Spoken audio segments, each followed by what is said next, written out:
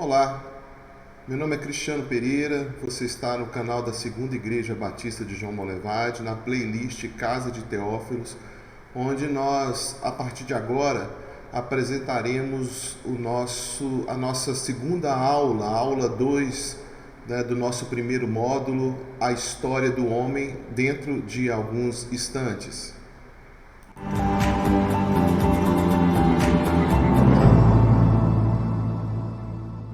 Mas antes de iniciarmos a nossa aula, eu gostaria de convidar você a orar comigo.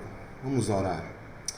Deus, em nome de Jesus, nós te louvamos, te agradecemos e pedimos sobre nós sua visitação, a visitação do teu Espírito Santo, que com certeza garante a compreensão da sua palavra segundo a sua vontade, a compreensão da sua palavra, das suas escrituras.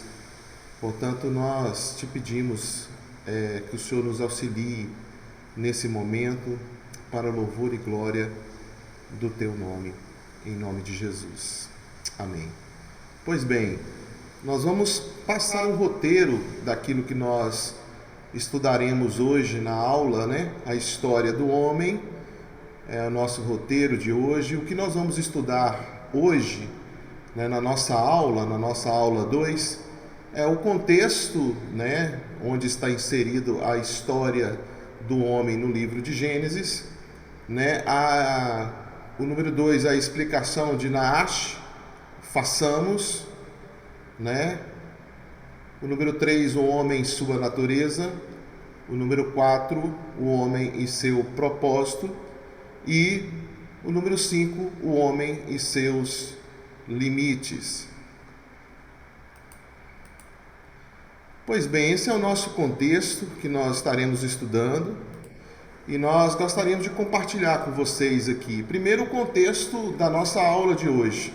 A nossa aula de hoje se encontra, a história do homem, ela se encontra no sexto dia da criação, no sexto dia da criação, quando Deus já está finalizando toda a sua criação, quando ele cria a vegetação e automaticamente no sexto dia ele cria os animais e também ele cria o homem no sexto dia, E a história do homem abrange duas narrativas do texto de Gênesis. A primeira narrativa é Gênesis capítulo 1, versículo 26 e 28, que nos mostra os aspectos pessoais da criação do homem, ou seja, a relação mais de identidade, de personalidade do homem, porque o texto de Gênesis capítulo 1, a partir do versículo 26, diz que o homem foi criado segundo uma identidade, segundo a imagem e semelhança de Deus. Então a primeira narrativa tem a ver com os aspectos pessoais, ou seja, quem é esse homem, a sua identidade, a sua personalidade, que vai estar abrangendo esse momento. E também os aspectos posicionais, ou seja, os status da criação do homem, ou seja, esse homem ele foi criado para um desígnio, ele foi criado para uma posição, ele ocupa na criação de Deus, ele ocupa um lugar diferente, um lugar distinto. Então, na primeira narrativa, nós temos os aspectos pessoais, ou seja, tem a ver com a identidade, tem a ver com a personalidade do homem, e os aspectos posicionais, ou seja, o desígnio, o status, e a posição que esse homem foi colocado em meio à criação, ou seja, há uma distinção na criação do homem em detrimento da criação de toda a humanidade, de toda a criação, melhor dizendo, de tudo aquilo que Deus criou. O homem foi criado e Deus coloca sobre a vida desse homem uma posição, ou seja, um aspecto ou aspectos posicionais, E a segunda narrativa se encontra também no livro de Gênesis, capítulo 2, do versículo 4 ao versículo 17, os aspectos ocupacionais, ou seja, tem a ver com o trabalho do homem, ou seja, o homem foi criado né, pessoalmente, ele tem uma identidade, ele ocupa uma posição, né, diferente, distinta na criação, mas também ele ocupa um trabalho. Deus o coloca para uma função, né? Ele tem um serviço, ele tem uma função e ele tem um trabalho dentro da criação de Deus, né? Os aspectos orgânicos, ou seja, a constituição orgânica do homem, ou seja, no capítulo 2, do versículo 4 ao versículo 17, né, o texto vai nos mostrar a composição orgânica, a estrutura, né, pelo qual o homem foi criado. E os aspectos éticos, né? Ou seja, ali dentro da criação, Deus coloca esse homem no jardim, né? Deus ele dá uma função para esse homem no jardim, para cultivar esse jardim, mas também Deus também coloca nesse jardim a árvore do conhecimento do bem e do mal e a árvore da vida. Isso significa aspectos éticos, ou seja, né, o homem precisava saber a questão ética, ou sobre aquilo que era certo, aquilo que era errado, e qual era a distinção entre Deus e o próprio homem. Então nós podemos perceber aqui, esse é o contexto que nós estaremos trabalhando nessa aula de hoje. E nós vamos então partir para o primeiro ponto, né, a explicação da palavra façamos, que é uma palavra hebraica que nós usamos da seguinte forma: naash, né? Então a palavra naash significa formar a partir de algo existente, diferentemente da nossa primeira aula, né? Quando nós estudamos na nossa primeira aula, quando Deus vai criar o mundo, Deus usa uma palavra, a palavra que é usada ali por Moisés, é lógico, né? A palavra usada por Moisés ali é bara. E se você ainda não teve acesso à primeira aula, nós vamos estar disponibilizando o link dessa aula aqui para você, nesse mesmo vídeo que nós estamos estudando a nossa segunda aula. Pois bem, essa palavra também, ela é uma palavra, ela é um verbo, né? Um verbo, e esse verbo também, né? Esse verbo também, ele está no plural. Eu digo também porque na primeira aula nós estudamos a palavra Elohim, que é um plural também, e há 3 interpretações predominantes, né? Há 3 interpretações predominantes. Primeiro, a ideia do chamado conselho trinitariano, né? A palavra trinitariano é uma palavra teológica para definir a trindade, né? Para definir a trindade. E os pais da igreja, e principalmente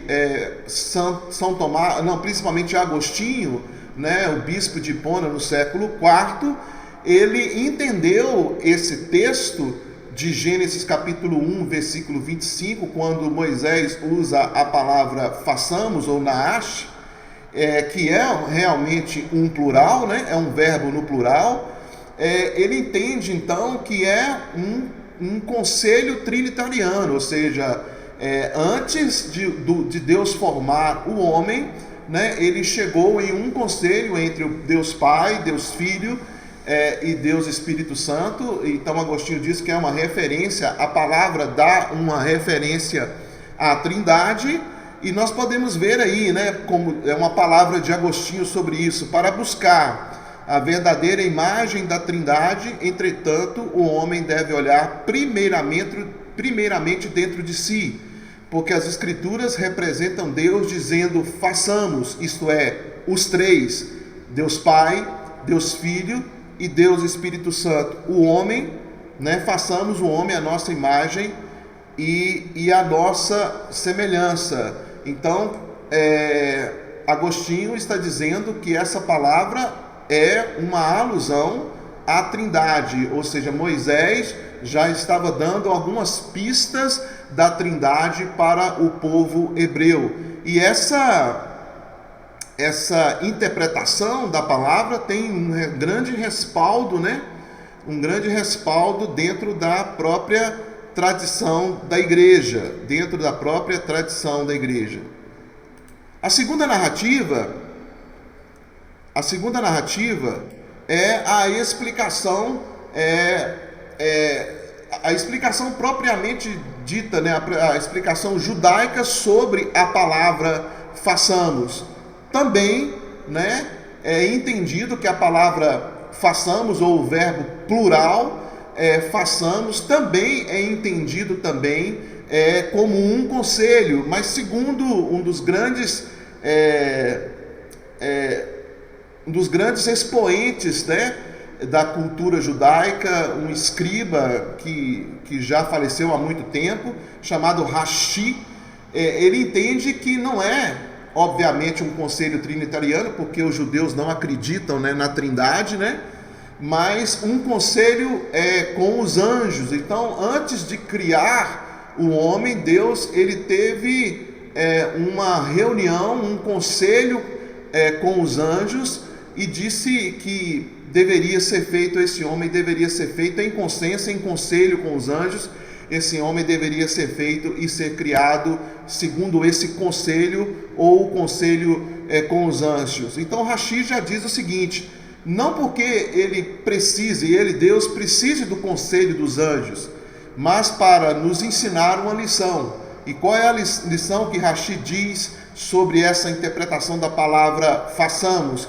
Que o grande dever, desculpe, né, a falta de uma letra aí, o grande dever do homem, ou dos mais velhos, melhor dizendo, o grande dever dos mais velhos é se consultar com os mais jovens. Então isso também tem um respaldo também na cultura judaica e no judaísmo propriamente dito.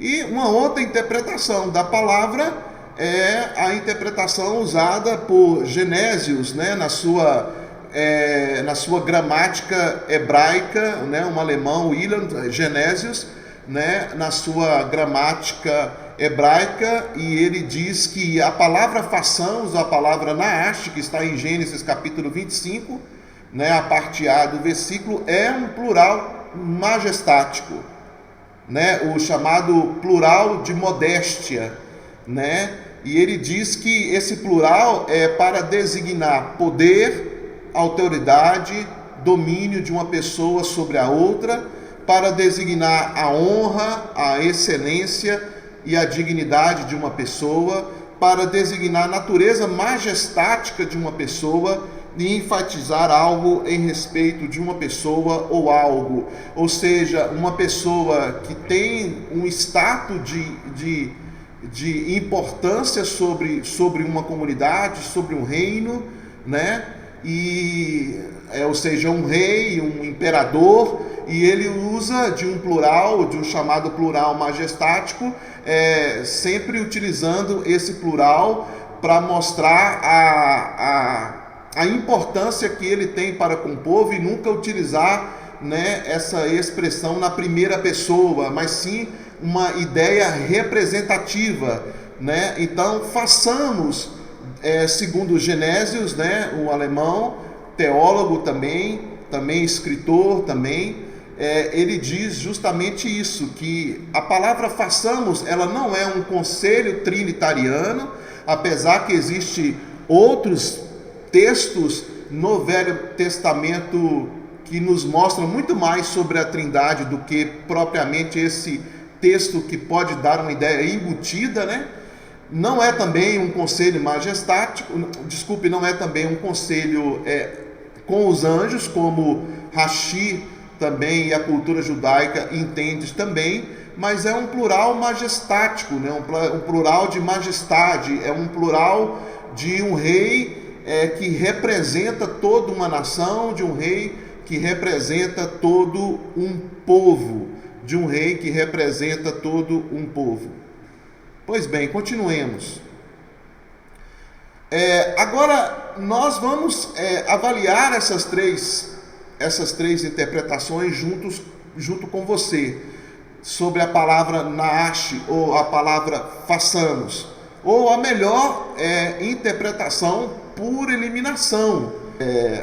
A melhor interpretação por eliminação, ou seja, o conselho trinitariano, ou seja, ele é um pouco difícil, porque logo no versículo 27, no versículo 26 é usado o plural, né? Então, se o versículo 26 nos dá uma alusão à Trindade, ou seja, a Trindade em conselho naquele momento para criar o homem, nós temos um problema sequencial do texto. Ou seja, por quê? Porque o versículo 27, o versículo logo depois, já não é utilizado o plural, né? Deus, então, por exemplo, nós podemos ver, Deus, portanto, criou, né, os seres humanos, a sua imagem, a imagem de Deus o criou, macho e fêmea o criou. Então, logo o versículo 27 já nos mostra que nesse texto propriamente dito não há uma alusão à Trindade.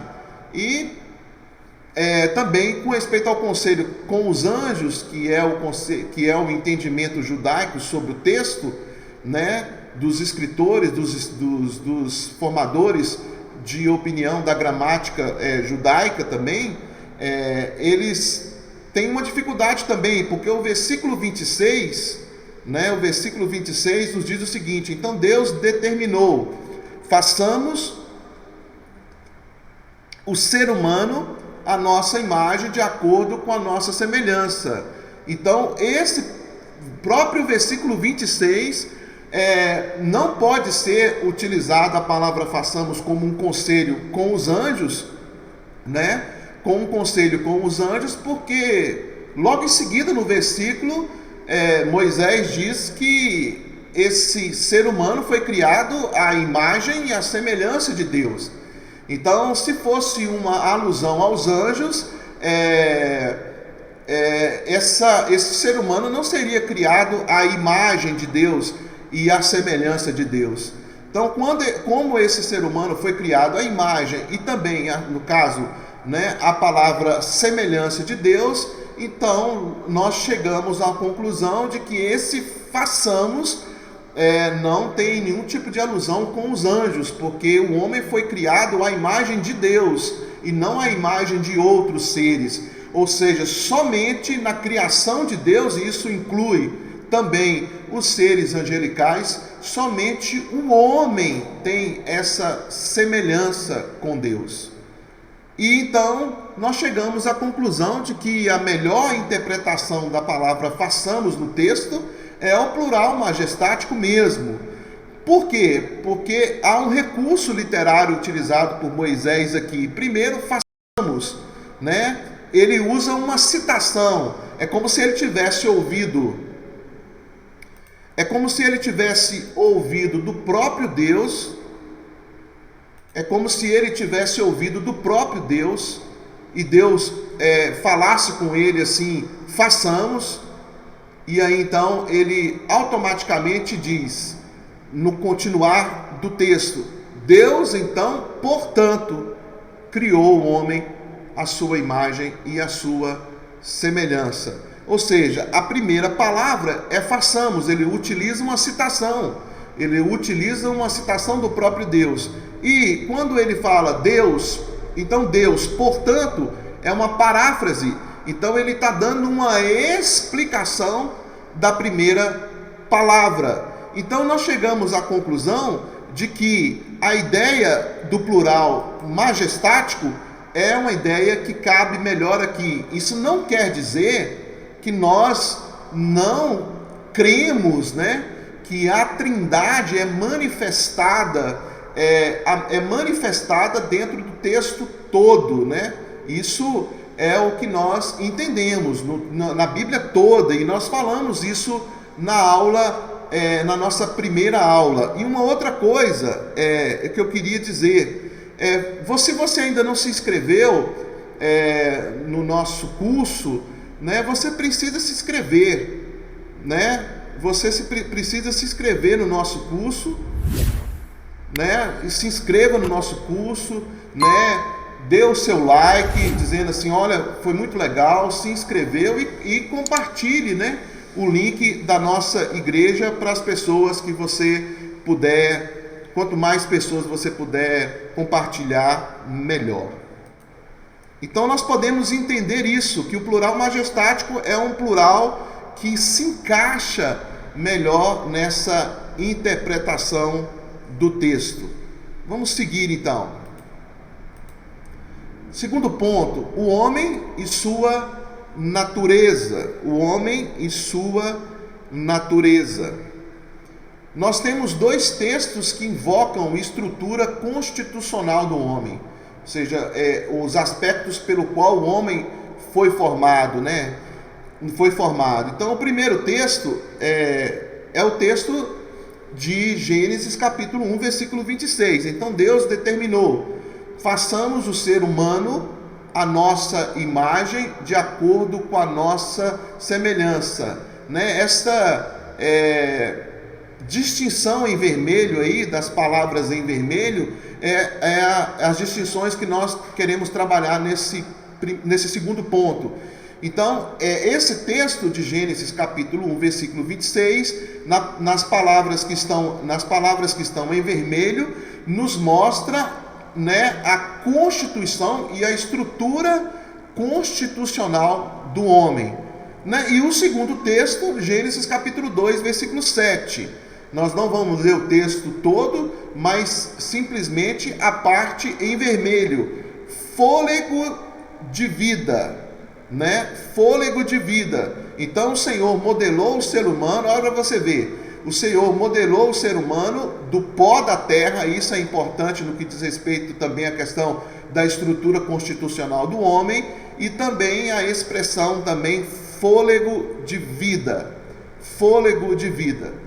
Pois bem, a palavra imagem e semelhança, apesar que tradicionalmente elas são utilizadas como se fosse dois aspectos da criação de Deus, né? Ou seja, a imagem traz um tipo de aspecto e a semelhança traz um tipo também de aspecto.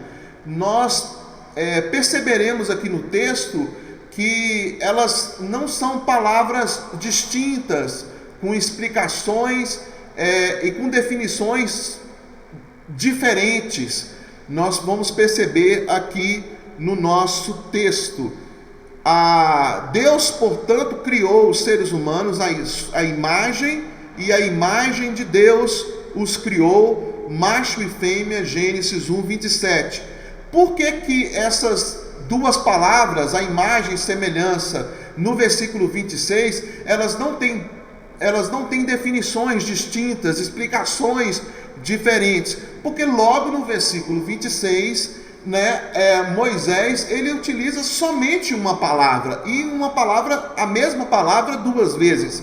Imagem, a imagem de Deus o criou. Se fosse definições constitucionais, da estrutura constitucional do homem, e definições diferentes, Moisés repetiria no versículo 27 as duas expressões e as duas definições.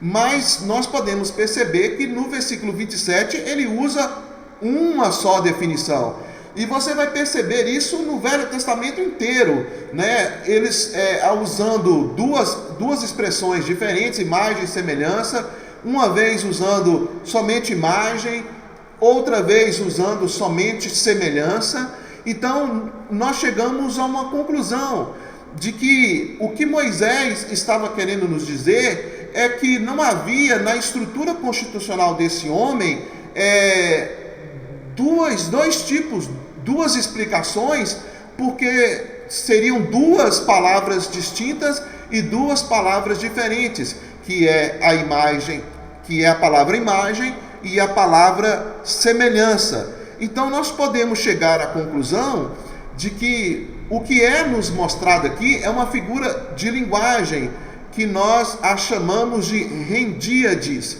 ou seja, você utilizar dois sinônimos para trazer uma ênfase, né, para trazer uma ênfase de muita importância e de muita relevância. Então, a rendíades é utilizado quando você quer dar um significado, dar uma ideia muito mais intensa, muito mais profunda. Por exemplo, um exemplo que veio à minha cabeça aqui agora, quando no Velho Testamento é utilizado lá em Isaías capítulo 6, né, a expressão Kadosh, Kadosh, Kadosh, né? Isso é uma endíades. Por quê? Porque não é um Kadosh para cada pessoa da Trindade, mas é uma ideia de trazer mais ênfase e mais convicção àquilo que é ministrado no texto propriamente dito. Então, essa é uma endíades. Então, imagem e semelhança significam as mesmas coisas. Significam as mesmas coisas. Então, vejam bem, o primeiro texto, então Deus determinou, façamos o ser humano a nossa imagem, de acordo com a nossa semelhança, nos dá uma ideia. Moisés nos relata um significado ontológico, ou seja, uma definição do ser, ou seja, quem este homem é, né? Quem este homem é, qual é o ser deste homem, quem é este homem segundo as Escrituras Sagradas. E o segundo texto, que está aí em vermelho, então o Senhor modelou o ser humano do pó da terra, feito de argila, e soprou em suas narinas o fôlego de vida. Então Moisés também relata o processo da criação do homem. O primeiro texto, Gênesis 1:26, nos mostra a questão da ontologia, o significado, a importância do ser, né? O ser, o homem criado à imagem de Deus. Já no versículo 7 do capítulo 2, nós já temos uma ideia de Moisés relatando um processo criacional, né? Um processo criacional. Pois bem,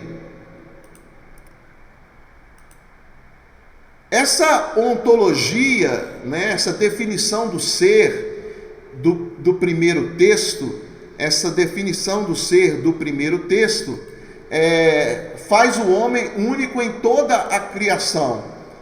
Por quê? Porque esse texto, quando é utilizado essa rendíades ou andíades, né, os sinônimos, dois sinônimos para dar ênfase, nós chegamos a uma ideia dos atributos comunicáveis de Deus, né? Nós chamamos na teologia de atributos comunicáveis, aqueles que são possíveis de Deus comunicar ao homem, como vontade, como consciência, né, como amor, né, como criatividade. Esses são chamados de atributos comunicáveis, e os atributos não comunicáveis, né, que tem a ver com eternidade, né, o homem não pode ser eterno, que tem a ver com a onipresença, com a onisciência, que são atributos únicos e exclusivos do próprio Deus. Então, esses atributos comunicáveis é o que está inserido na ontologia do ser, né, é o que está inserido na ontologia do ser humano. Então nós temos a ideia de que o que Deus comunicou, né, na essência do ser do homem, Deus ele comunicou a imagem de Deus nesse homem, tem a ver com a sua consciência, né, a capacidade do homem conhecer a Deus, conhecer a si mesmo, conhecer ao seu entorno, né, a ideia da consciência, a ideia da vontade de poder decidir, de poder fazer, de poder realizar, e também a ideia própria também daquilo que Deus comunicou com o homem, liberdade, né? Liberdade. Então, quando o texto diz, façamos o homem à nossa imagem, É isso que está embutido nessa expressão, né? Ou seja, Deus comunicou ao homem aquilo que se assemelha com ele, ou seja, vontade, consciência, liberdade, amor e outros mais que Deus comunicou. Então são atributos comunicáveis e automaticamente atributos espirituais. Ou seja, por quê? Deus não atribuiu ao homem nenhum tipo de relação física, porque Deus ele é espírito, né? Então a semelhança do homem para com Deus tem a ver com aspectos espirituais, morais, éticos, consciência, vontade e liberdade. Uma observação, uma crítica de Moisés aos faraós. Quando ele diz que Deus criou o homem, né, à sua imagem, ou seja, não há nenhum outro ser que se aproxime em semelhança com Deus como o homem, ou seja, somente o homem tem esse aspecto, né, da semelhança de Deus. Ele estava fazendo crítica aos faraós do Egito, porque lembra na primeira aula, nós dissemos aqui na primeira aula que esse era o contexto, um povo que estava saindo do Egito, e um Egito que acreditava assim, piamente, fazia parte da sua crença, fazia parte da sua conjectura, né, da sua instituição religiosa, a ideia de que os faraós eles eram semideuses, ou seja, existia os deuses do Egito, existiam os semideuses que eram os faraós, e existia a humanidade. E aí, então, quando Moisés utiliza essa expressão no versículo 26 do capítulo 1, e ele diz que o homem é a imagem de Deus, né, que goza de consciência, vontade e liberdade, ele faz uma crítica ferrenha à cosmogonia egípcia. Ou seja, não existe entre Deus, um homem, um ser mais importante, que se assemelhe mais na criação. Não existe um ser que se assemelhe mais com Deus a não ser o homem. Então era como se Moisés estivesse dizendo assim: olha, todos os seres humanos são iguais diante de Deus. Ou seja, todos os seres humanos são a imagem de Deus, né? Goza de consciência, de vontade e de liberdade. Goza de consciência, vontade e de liberdade. Ou seja, não existe semideus, então não há nenhuma necessidade do homem ser idólatra, não há necessidade nenhuma do homem buscar em um outro ser, seja um ser relacionado com os astros, né, como o sol, lua, estrelas, né, seres animais, e também um outro tipo de ser, talvez um ser angelical.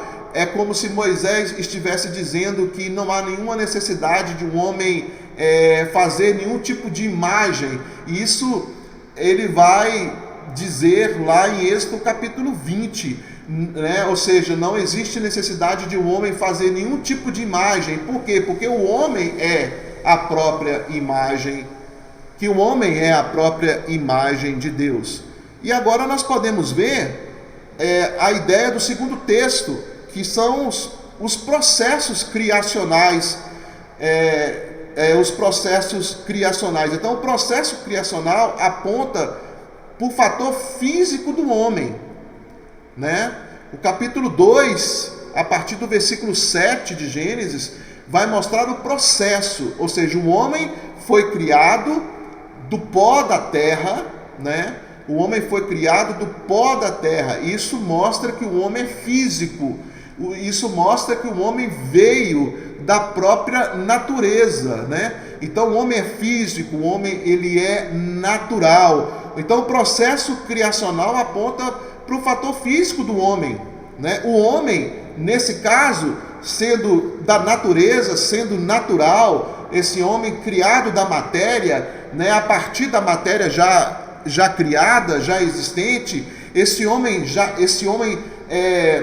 que tem desse seu processo criacional, esse aspecto físico, esse homem então, e isso mostra que esse homem é um ser histórico, né? Ele está constrangido pelo tempo, né? Ou seja, a partir do momento que ele é criado a partir da natureza, a partir de uma matéria já existente, significa então que esse ser humano é um ser histórico e, nesse caso, não há semelhança com Deus, né? Porque Deus, ele é espírito e um espírito eterno, e isso tem a ver com um atributo não comunicável, que Deus não comunicou, que Deus não transferiu e que não havia possibilidade nenhuma de transferir a questão da eternidade. Então o homem tem a imagem de Deus, né? Como diz Calvino, né?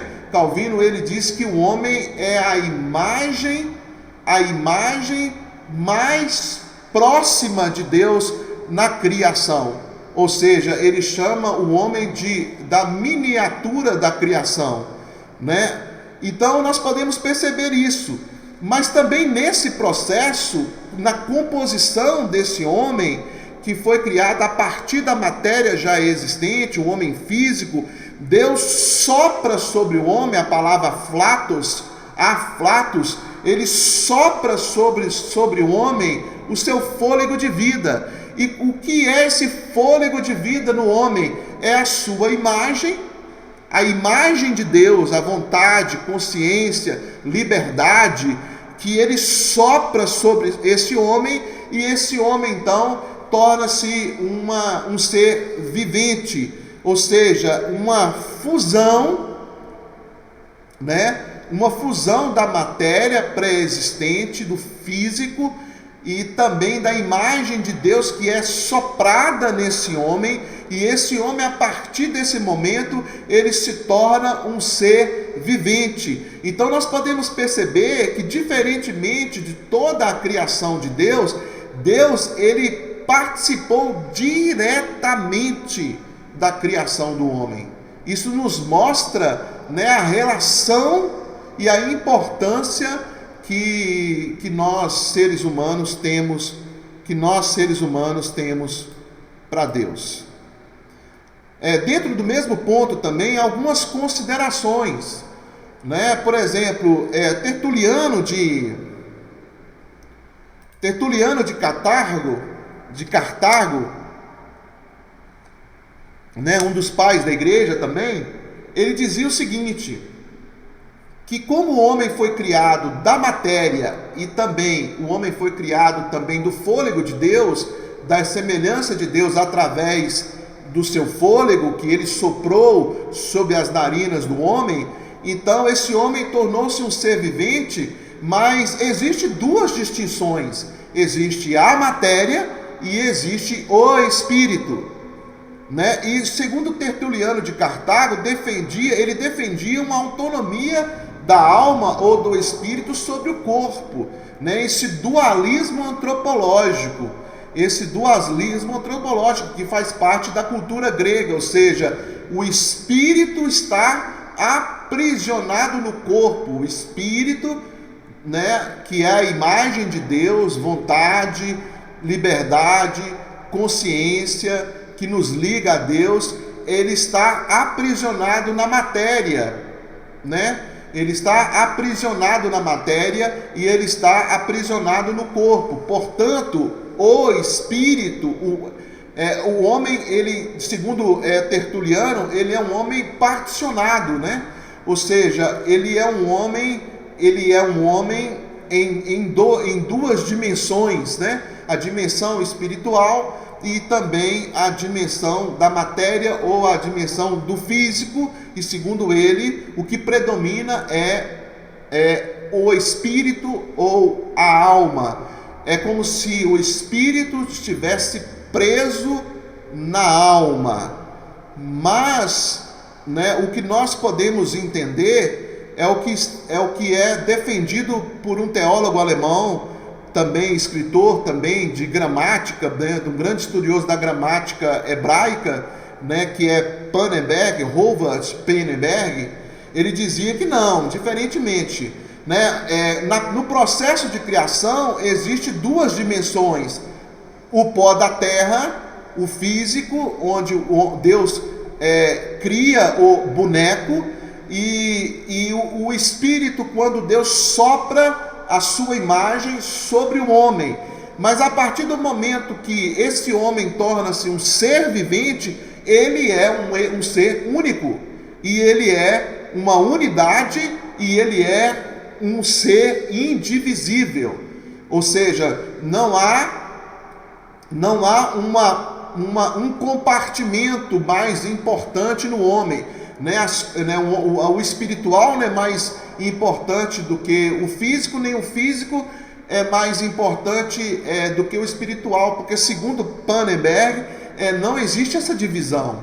Tudo que nós fazemos envolve todo o nosso ser, né? Ou seja, o nosso ser é um ser indivisível, e a palavra para ser vivente lá em Gênesis capítulo 2, a palavra é nefesh, que significa garganta, que significa pessoa, né? Que significa pessoa. A partir do momento que Deus pega o pó da terra e forma o homem a partir do pó da terra, insere nesse homem o aflatos, o fôlego de vida, então significa agora que esse homem, ele é um ser indivisível. Ele é um homem indivisível. E isso significa então que esse homem agora, ele é um ser totalitário, ele é um ser integral. Então não existe na palavra nefesh essa divisão, ou nefesh vivo, nefesh morto. Ou seja, não há esse desprendimento do espírito e do físico. Não há esse desprendimento do físico, do espírito do físico. Porque o que morre não é o espírito, o que morre não é o corpo, o que morre é o nefesh, o ser vivente. Então, se um homem morre, morre-se um homem, né? Se vive esse homem, vive esse homem, porque a palavra significa pessoa, e essa pessoa, ele é um ser indivisível. Ele é um ser indivisível. Continuemos. O nosso terceiro ponto é o homem e seu propósito.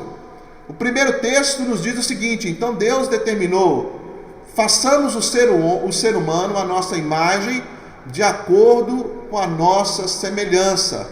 E aí a palavra em destaque: dominem. E o segundo texto: não havia ainda brotado nenhum arbusto sobre a terra, e nenhuma erva dos campos tinham ainda crescido, porque o Senhor não havia feito chover sobre a terra, e não havia homem para cultivar o solo. Então nós podemos chegar à conclusão de algumas coisas aqui sobre o propósito do homem.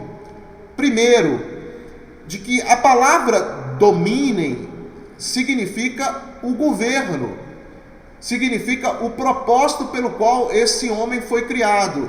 Então, quando nós lemos: façamos o homem à nossa imagem e semelhança e dominem, ou seja, Deus está dando, Moisés está dando, nesse texto mesmo, o próprio significado dessa imagem.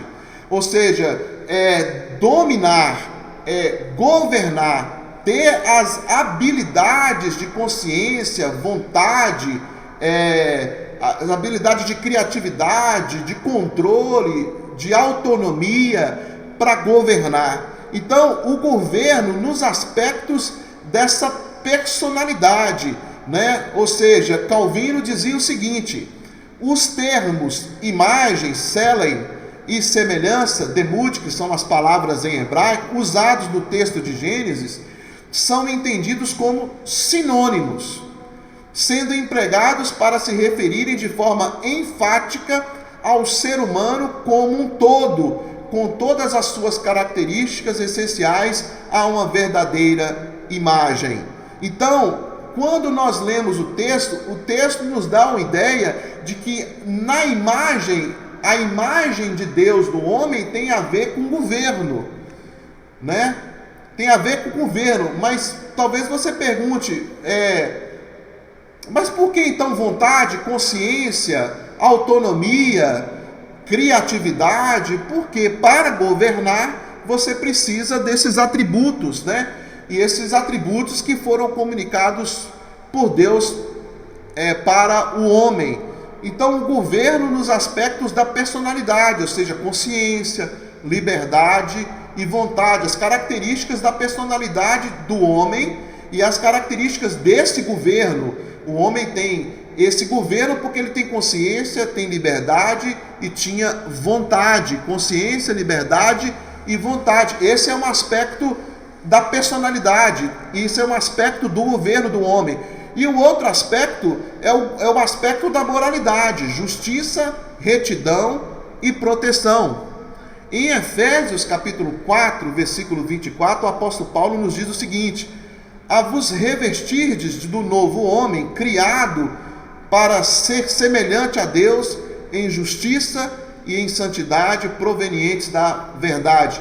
Essa é a ideia da reconciliação e da redenção, porque esses aspectos foram perdidos por causa da queda, e isso com certeza a gente vai trabalhar no segundo módulo, que nós vamos falar sobre a queda, e sobre o terceiro módulo, que nós vamos falar sobre redenção também.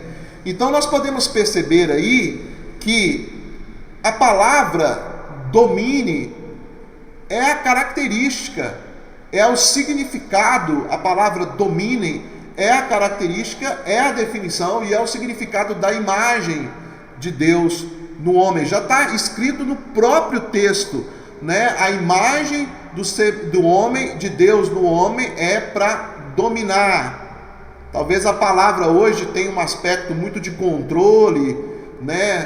Tem um aspecto muito de pôr as outras pessoas em submissão, mas a palavra é a ideia de governar com justiça, retidão e santidade. Governar com justiça, retidão e santidade. E outra ideia também sobre o propósito do homem, né? A ideia do governo, do domínio, né? A ideia do governo, a ideia do domínio, né? De governar com retidão, com justiça, porque Deus, ele criou todas as coisas e ele governa desse jeito. Então, quando ele ministra sobre nós a sua imagem, ele está também comunicando conosco o governo. E o governo que governa com justiça, com equidade, com santidade, com serenidade, né? Que governa com amor. Isso tem a ver com o atributo de Deus, que Deus comunicou com cada um de nós. E nós podemos ver o seguinte,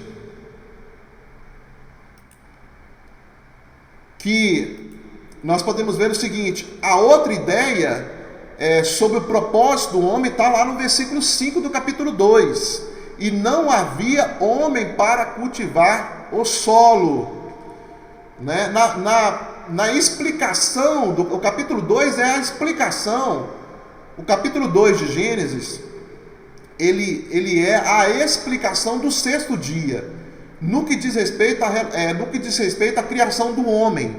Ou seja, são os detalhes da criação do homem no que diz respeito ao sexto dia, que está escrito lá no final do capítulo 1. E aí Deus diz, né? Deus diz que não havia homem para cultivar o solo. Ou seja, Deus, então, através dessa necessidade, poderíamos dizer assim, ele vai, então, criar o homem. Então, o homem, ele foi criado com o propósito desse governo, mas também o homem foi criado com esse propósito do trabalho, Ou seja, o trabalho explica a semelhança de Deus no homem. O trabalho explica a semelhança de Deus no homem. O governo explica a semelhança de Deus no homem. E também o trabalho explica a semelhança de Deus no homem. Por quê? Porque quando Deus comunica o seu governo para o homem, ele também comunica o seu trabalho. Porque Deus, na criação do mundo, ele trabalhou. E ele comunica também na sua semelhança no homem, ele comunica também que esse homem também seria criado para o trabalho. O trabalho, então, é bom, por isso ele é digno. O trabalho é bom e por isso ele é digno. Em Gênesis capítulo 1, versículo 31, nos diz o seguinte: então Deus completou toda a sua criação, né? Isso inclui todos os detalhes do capítulo 2 sobre a criação do homem. Então Deus completou toda a sua criação, e eis que tudo era muito bom. Houve assim a tarde e manhã, e esse foi o sexto dia. Ou seja, quando Deus cria o homem e comunica com o homem governo, ele comunica também com o homem trabalho. Então quando ele termina essa obra, ele diz: foi muito bom tudo que eu criei. E isso também tem a ver com o próprio trabalho, ou seja, Deus entende trabalho diferentemente do que muitas pessoas entendem. Isso nós falamos um pouco na nossa aula, na nossa primeira aula. Então, dignidade do trabalho está no espelhamento com o trabalho de Deus. Por que que Deus criou o homem para o trabalho? Para que o homem pudesse aprender com Deus e aprender com o trabalho de Deus. Então, o trabalho do homem, ou seja, o fundamento do trabalho do homem, a razão do trabalho do homem está no trabalho de Deus. E isso também, o trabalho, Deus também comunicou com o homem. E aí então John Moore, um grande puritano, ele dizia o seguinte, que existe no trabalho, no trabalho de Deus, que Deus comunicou ao homem, o ciclo do trabalho, ele diz isso, e o ciclo do descanso. Então, para Deus, o que é trabalho? Para Deus, trabalho tem a ver com adoração, tem a ver com poupança e tem a ver com frugalidade. O que significa isso? Ou seja, significa que o compartilhamento do trabalho de Deus para o homem deveria dar ao homem a ideia e as observações quando ele também trabalhasse, de que o trabalho para o homem deveria ser um trabalho para adorar a Deus, ou seja, fazer um trabalho segundo o trabalho de Deus, ou seja, não trabalhar segundo as minhas convicções, mas trabalhar segundo a própria vontade de Deus. Ou seja, adorar significa querer ser igual, ou seja, trabalhar segundo Deus, e Deus trabalhou com justiça, com equidade, Deus trabalhou com projetos, Deus trabalhou com tempo, também o homem deveria também, nesse ciclo do trabalho, poupar, Poupar aqui significa não poupar para si, mas poupar para que nada na criação tivesse nenhuma falta, porque o homem foi colocado como esse mordomo. Então ele tinha que zelar por toda essa criação de Deus e providenciar que as necessidades da criação de Deus, nas aves, nos animais, providenciar que essa criação de Deus não faltasse nada. Então, poupança aqui não tem a ver com uma ideia ordinária, como é utilizada hoje, né, de poupar para si, mas a ideia da poupança no que diz respeito à providência para todos aqueles que estão ao seu redor. E a palavra frugalidade, né? Ou seja, evitar os excessos, porque quando há excessos, significa que outros vão ter escassez, né? Quando há excesso e sobra em outros, há falta em outros também. E o ciclo, né? Isso, o ciclo do trabalho, do trabalho da semana, o seu trabalho semanal, e o ciclo do descanso, né? Porque quando Deus criou o sétimo dia e Ele compartilhou não somente o trabalho, mas Ele compartilhou também, Ele compartilhou para esse homem também o descanso do trabalho. Deus não estava dando ao homem a ideia da ociosidade. Ou seja, no sétimo dia você não faz absolutamente nada. Não precisa fazer nada, é só descansar e esquecer do trabalho. Essa não é a ideia do sétimo dia, do ciclo do descanso, porque Deus, Ele abençoou, Ele santificou e Ele descansou no último dia. Então Deus compartilha o trabalho, a dignidade do trabalho, que o trabalho deve ser encarado como um projeto de louvor e de adoração, mas Ele compartilha no descanso também a ideia da contemplação, do homem que contempla a graça, do homem que contempla a providência, porque no sétimo dia Deus descansou. Ele descansou, mas a sua obra continuou a ser provida por Ele. Então o trabalho de Deus não para, porque a providência também é uma característica do trabalho de Deus. Então o ciclo de descanso tem a ver com a contemplação, observação e alinhamento. Ou seja, vamos supor, domingo, parou, você contempla, você adora, você observa e vê na sua jornada semanal de trabalho aquilo que glorificou a Deus, aquilo que foi espelhado na vontade de Deus, e aí continuar nessa mesma toada, e aquilo que foi indigno, aquilo que foi condenável, aquilo que foi manchado no seu trabalho, que distanciou, né, daquilo que é a própria vontade de Deus, você deve observar, rejeitar e alinhar o seu trabalho a partir do próximo ou do primeiro dia de trabalho que você tiver. Então descanso, né, trabalho e descanso foram compartilhados por Deus para que o homem adorasse a Deus, para que a razão do seu trabalho, do trabalho do homem, fosse glorificar a Deus, adorar a Deus, e a glorificar a Deus e adorar a Deus tem a ver com alinhamento com o trabalho de Deus.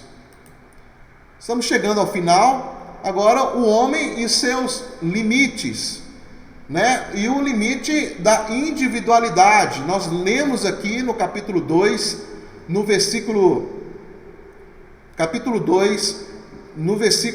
16, o seguinte: comerás livremente o fruto de qualquer espécie de árvore que está no jardim, contudo, não comerás da árvore do conhecimento do bem e do mal, porque no dia em que dela comeres, com toda certeza morrerás. Vamos observar essas três palavras em vermelho: livremente, não comerás, e certamente ou com certeza morrerás. Então nós podemos perceber o seguinte: talvez surja uma pergunta, por que Deus colocou a árvore do conhecimento do bem e do mal no jardim? Por que Deus colocou a árvore do conhecimento do bem e do mal no jardim? E aí nós temos algumas informações e considerações como resposta a essa pergunta. A ideia principal é pedagogia. A ideia principal era ensinar. Deus colocou a árvore do conhecimento do bem e do mal no jardim. Ele colocou a árvore do conhecimento do bem e do mal no jardim para que o homem tivesse entendimento, para que aquilo servisse de ilustração, para que aquilo servisse de ensinamento para o homem. Então é uma pedagogia que ele utiliza. E você pode ter toda certeza que não havia nenhuma falta de informação para o homem. Não havia por parte de Deus nenhuma falta. Deus explicou, o motivo pelo qual ele estava colocando a árvore do conhecimento do bem e do mal ali. Deus explicou com todas as letras o porquê que o homem não poderia comer. Então não havia, o homem não pecou por falta de informação, porque tinha algum ponto obscuro. Pelo contrário, Deus utiliza a árvore do conhecimento do bem e do mal, é uma árvore, e aí Deus utiliza a árvore do conhecimento do bem e do mal como uma pedagogia. Que tipo de pedagogia? A pedagogia das diferenças entre os entes. A palavra ente significa ser, Então, diferenças, ou seja, quando Deus coloca a árvore do bem, do conhecimento do bem e do mal, e diz ao homem para que o homem pudesse comer de todas as coisas e não comesse do fruto dessa árvore porque ele morreria, Deus estava colocando uma diferença, que é o que nós chamamos de limite da individualidade. Ou seja, Adão, eu sou Deus, você é um ser humano. Eu sou o eterno, eu sou o Criador e você é uma criatura. Mostrar através do limite que existia individualidade, ou seja, a ideia de individualidade significa de que você é um ser, e você somente sabe que você é um ser a partir do momento também que você consegue observar o outro e perceber que existe diferenças entre você e o outro indivíduo. Então, quando Deus coloca essa árvore ali, ele coloca um limite de individualidade. Ou seja, todo indivíduo precisa saber que existe um outro e que existe as suas responsabilidades, seus direitos, seus deveres, e que existe no outro indivíduo também direitos, responsabilidades e deveres, e que isso deve ser respeitado. A zona de separação, de espaço, deveria ser respeitada, ou seja, Criador e criatura. Não faça, não coma, porque você não é Deus. Você não pode fazer todas as coisas. Deus estava colocando aquilo que define mais a individualidade do ser, o não. Ou seja, existe o limite. A outra pedagogia é a pedagogia da existência do mal. A pedagogia da existência do mal. Deus estava querendo mostrar também a Adão, quando ele coloca a árvore do conhecimento do bem e do mal, de que existia um mal à espreita, que existia uma outra vontade, que existia um outro conceito que era contra a vontade de Deus. Era como se Deus estivesse sinalando, mostrando, para o homem, para Adão, de que existia ali, ao redor, existia uma outra vontade subversiva, que existia uma outra vontade destrutiva, que existia uma outra vontade maligna, ou seja, a pedagogia da existência do mal. Olha, eu estou colocando a árvore do conhecimento do bem e do mal aqui, porque existe o mal.